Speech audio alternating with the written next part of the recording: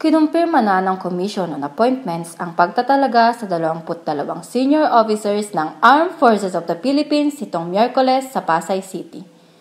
Kabilang dito ang bagong kaupong Division Commander ng 7th Infantry Kaugnay Division, Philippine Army na si Major General Joseph Norwin Pasamonte. Ang mga bagong itinalagang opisyal ay kinabibilangan ng mga Lieutenant General, Major General, Brigadier General, Flag Officer at Colonel. Pinangunahan ang confirmation ni Lieutenant General Jimmy Larida na kamakailan lamang ay itinalaga din bilang bagong AFP Deputy Chief of Staff.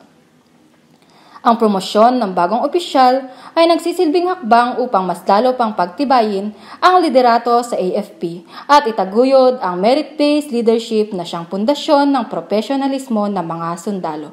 Samantala, bibigyan din diin ni Major General Pasamonte ang pagtataguyod ng pamilya at malasakit sa ilalim ng kanyang pamumuno sa 7ID.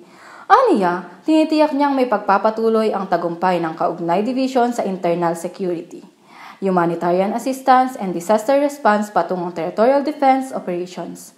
Mula dito sa Fort Magsaysay, Palayan City, Nueva Ecija, ako si Michelle Dayan Elmostoles, ang inyong kaugnay.